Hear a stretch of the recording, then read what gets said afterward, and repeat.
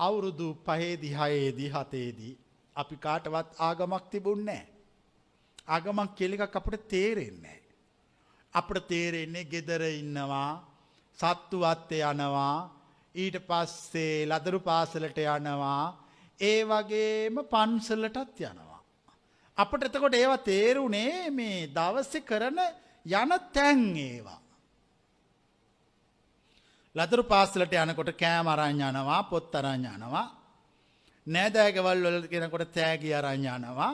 පන්සල් යනකොට මල් අරන් යනවා. ඒ එක එක තැන් වලට අරන් යන්නේවා වෙනස්.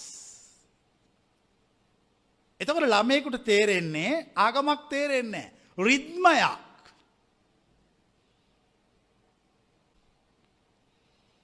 මං ඔබට කියනවා ඒ රිද්මය තමයි ජීවිතය.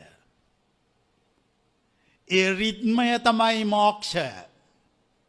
ඒ රිද්මය තමයි සදාතනික භව. ඒ රිද්මය තමයි මෙලවදී ලබන නිවන් සැප. රිද්මය පාලනය නොකරව. රිද්මය පාලනය නොකරව.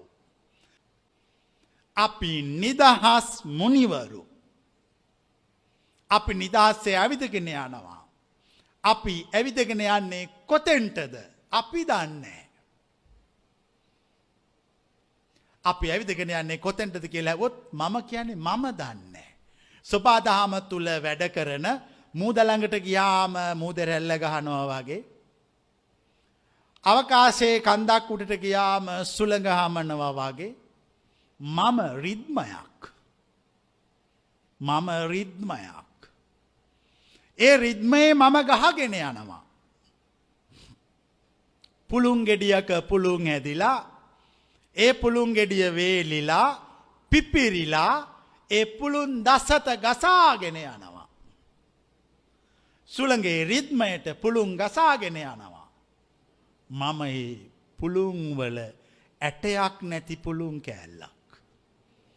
ඇටයක් තිබ්බොත් ඒ ඇටේ බර නිසා අර පුළුන් ගසාගෙන යන්නේ නැතුව ටිකෙන් ටික පොළවට ඇවිල්ලා ඒ පුළුන් වැටෙනවා. මම ඇටයක් නැති පුළුන් කෑල්ලක්. ඇටයක් නැති වුණාම පුළුන් කෑල්ලට කිසිම බරක් නැහැ. හුළඟ හමනකොට හමන් යනවා. වර එක මද සුළඟට හමනවා. වර එක තද සුළඟට අහු වෙනවා. වර එක සුලි සුළඟට අහු වෙනවා. නැවත මද සුළඟට. මම රිද්මයක්. මම පුළුන් කෑල්ලක්.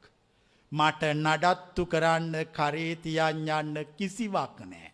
මම මානවයාගේ අවශ්‍යතාවය වෙනුවෙන් පහළ වුණු ප්‍රතිබිම්බයක්. මිනිසුන්ගේ අවශ්‍යතාවය ඉටු කරන්න වැඩම කරලා ඉන්නේ. මිනිසුන්ට ඕන දේ මොකක්ද? මගෙන් සිදුවෙන දේ ඒකයි. මගෙන් සිදුවෙන දේ කුමක්ද? එය ඔබට අවශ්‍ය දෙයි. එතකොට කෙනෙක් මේ දේශනාව අහලා කල්පනා කරනවා උන්වහන්සේ අපට යමක් කියනවා.